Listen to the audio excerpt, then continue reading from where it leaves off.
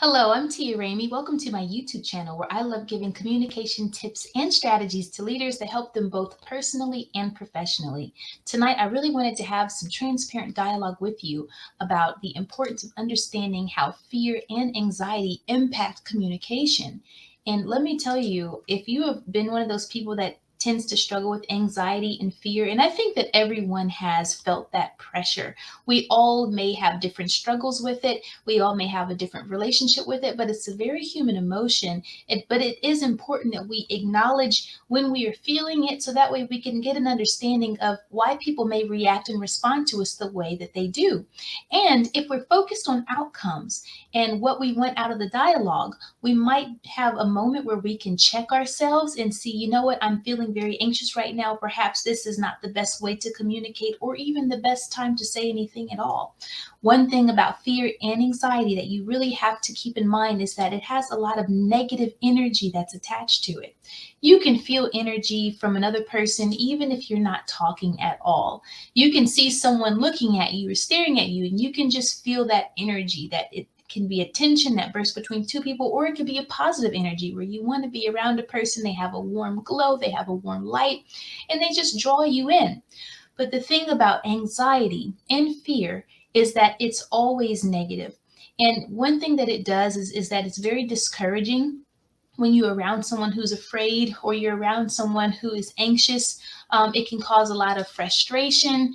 Those are those things that can really upset someone, and they may not necessarily know why you're upsetting them. But let's just talk a little bit about what this looks like, because one thing about anxiety is that it puts pressure on people. When you're feeling anxious, there's a lot of pressure on you, right? And I know that feeling, especially if you're a person that's a workaholic, you're a leader, you've got a lot of pressure and you have a lot of deliverables, you have a lot of responsibilities. And sometimes when we're talking to other people, we are projecting that anxiousness on them to work at the same pace that we may work at, or to get things done at the same pace that we want things done at. But sometimes, like I said, if you're talking to them from a place of anxiousness, you're putting pressure on them versus really empowering them to know how to take on the task that you're handing over. And this is so true even in your personal life, where maybe you're a parent, maybe you have children, and you're feeling anxious about things you want done around the house. But when we are anxious and we're communicating from that place of anxiety, then again, you can end up frustrating and discouraging the people that you need to partner with to get things done versus empowering them and inspiring them to get it done. And so, one thing I want people to know when we're talking about anxiety and the impact that it has, it's very important that you speak from a place where you are going to be confident, be very confident. And let me just speak as a woman, and I want to put this disclaimer out there. I'm not putting this on all women at all.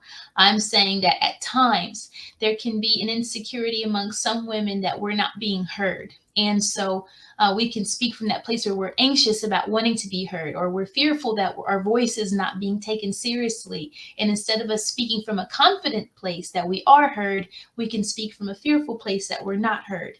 And this happens to many people. It's not just women, but I'm saying that I've seen this happen a lot when women are dialoguing about the things they're frustrated about and they need people to get things done. And so you have to be very careful when you are communicating to another person that you want to be efficient and diligent, that you are not using anxiety, because that can come off as nagging. And again, nagging just frustrates people into submission.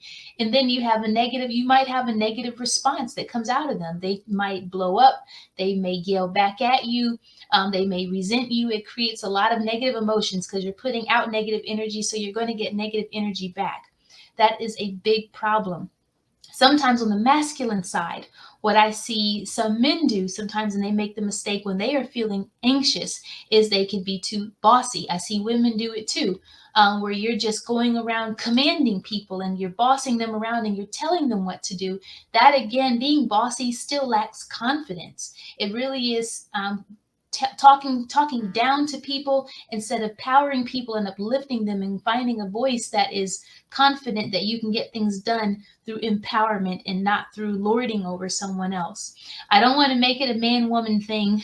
Sometimes the way that the genders may differ in their communication styles, can come from a place where they have not been permitted to express certain emotions in past times. So, one thing I will say is very important that you learn how to express how you're feeling and not project how you're feeling. Okay. What do I mean by that? Sometimes, even in your personal dialogue, if you are feeling anxious, instead of you nagging or even one another thing that I can't stand, and I think that this is another thing that gets to people, and we see children do it when they're feeling anxious, whining. Whining or fearful. Whining is one of those things that is just frustrating, and it creates a lot of frustration when someone is whining. You know, people love confident voices, but when I say learn how to express instead of projecting, what I'm saying is that just say, hey, you know what, I'm feeling a little bit anxious right now. We're not getting this project done on time. And these are the things we need to get done. Give me a new deadline. How can we get this done today? Or say, we've got to get this done today. I'm starting to feel very anxious about the deadline. You see what I'm saying? Instead of, what's going on? When are we going to get this done? There's a total different response when you are just honest to say, I am feeling anxious, instead of expressing it through your emotions. You can do the same thing when it comes to fear, especially in your personal life. You can say, hey, I'm afraid that we're not going to get this done on time, and we have to have this done on this date. There is, no give on this. Who is going to do this or that, or I need you to do this, I need you to do that. That is you speaking from a place of confidence. And you can be honest and say, I am fearful that we are not on task, or I'm fearful that we have some issues going on. And if you can say it and just go ahead and pull it right out and be honest. And remember, my YouTube channel is all about expanding our capacity for honest dialogue. Then you're less likely to be bossy and to be irritated and to nag or to whine or to discourage people. It's good if you can take a moment to be transparent about how you're feeling, but just drive it in with confidence and use your voice, use your strength to really express the importance and the impact of what it is that you need the outcome to be. And so when we do that, we learn how to inspire, not impose. And oftentimes, when we are not honest about us, whether we're in a state of fear or in a state of anxiousness, when we're not honest, then we are imposing our emotions on people instead of learning how to inspire the best possible outcome. So sometimes take a moment if you're feeling anxious, if you're feeling afraid. I totally understand. Anxious makes you go, go, go, go, go, and fear sometimes can just make you freeze up.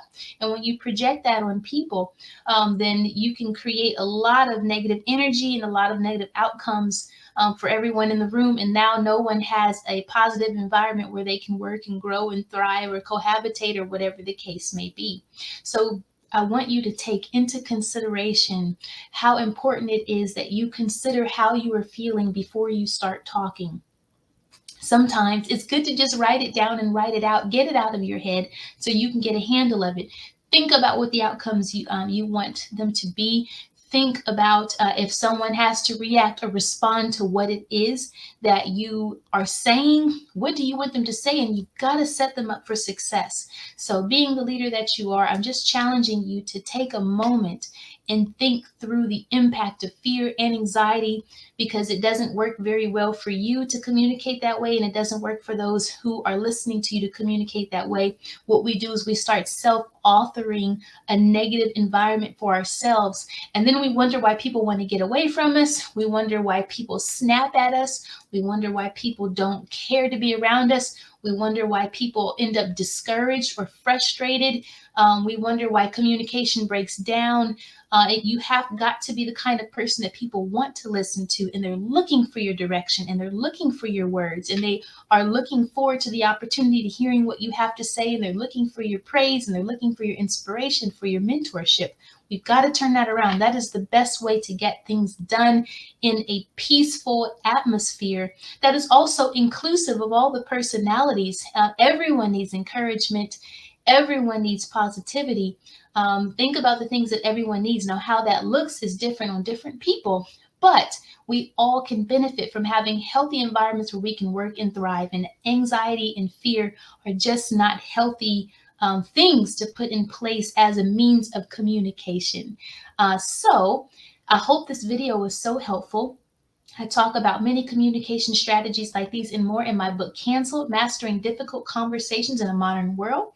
You can visit my website, tiaramey.com, to get your copy. It's also available on Amazon. And if you like audiobooks, it's available on Audible. I invite you to follow me on social media. I hope you enjoyed this broadcast. Make sure you share it with someone. Leave a comment. Thank you so much. And you have a great night.